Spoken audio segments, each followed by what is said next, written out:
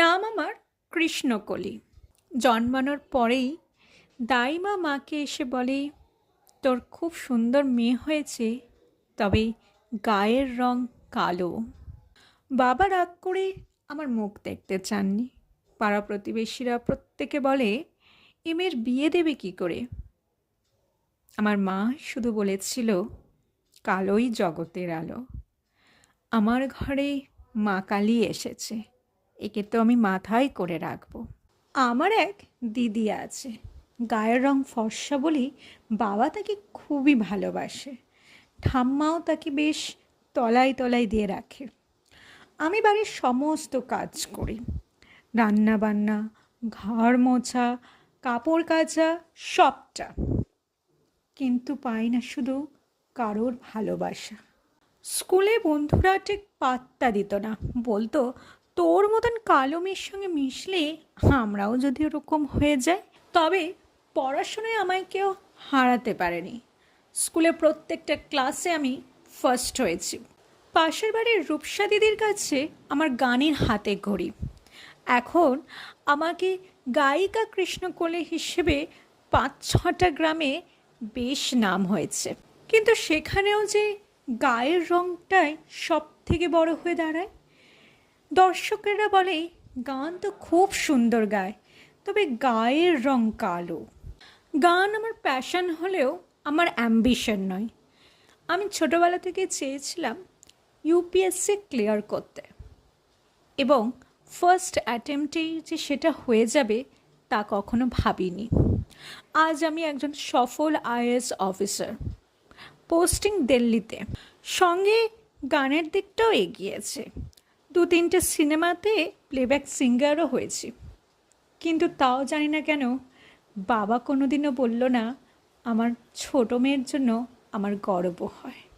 এখন আমার 2টো ফ্ল্যাট, একটায় মা বাবা থাকে আর একটা ভাড়ায় থাকে। ঠাকুমা গত হয়েছে আর বড়দির বিয়ে হয়ে গেছে। বড়দি হোম মেকার। কিন্তু এত অ্যাচিভমেন্টসের পরেও কেন জানি না মনে হয় যে আমি একজন ফেলিয়ার। বড়দি বাড়ি আসলে বাবা সঙ্গে সঙ্গে বাজারে গিয়েই 5-6 রকম মাছ, মাংস, দিদির পছন্দের সমস্ত খাবার নিয়ে চলে আসে। মাও বেশ আনন্দে সেগুলো রান্নাও করে দেয়। কিন্তু আমি যখন বাড়ি ফিরি ক্লান্ত, বিধ্বস্ত হয়ে, বাবার মুখে কোনো আনন্দের ছবি পড়ে না।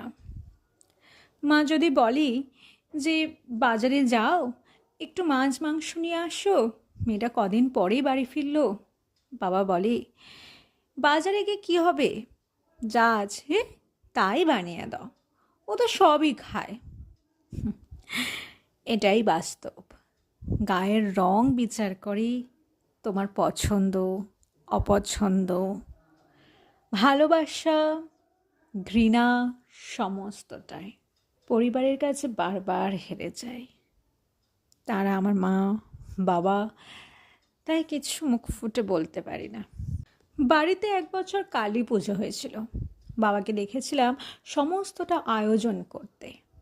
কালো মেয়েকে ভালোবাসা না গেলেও কালো মায়ের কাছে কিন্তু হাত জোড়ে মন খুলে প্রার্থনা করেছিল।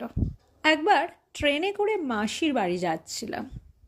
উইন্ডো সিট পেতে আমার তো ভারী আনন্দ হয়। অপরদিকে আরেকটা মেয়েও উইন্ডো সিটে বসেছিল। তার গায়ে রোদ্দুর পড়তে তার মা বলে উঠল, তুই এইদিকে এসে বস, না হলে ওই যে সামনের মেয়েটা যেরকম কালো ওরম কালো হয়ে যাবি, ওর মতন হয়ে যাবি। চোখ দুটো বড় বড় করেই আমি গর্জে উঠেছিলাম। বলেছিলাম, আমার মতন হওয়া অত সহজ নয়। সিভিল সার্ভেন্ট এক্সামে অল ইন্ডিয়া র্যাঙ্ক 1 আমার। অত সহজ নয় আমার মতন হওয়া। আমি একজন ইন্ডিয়ান অ্যাডমিনিস্ট্রেটিভ সার্ভিসের অফিসার। আমার মতন হওয়া অত সহজ নয়। মুখ দুটো দেখলাম নিচু হয়ে গেল। Please subscribe.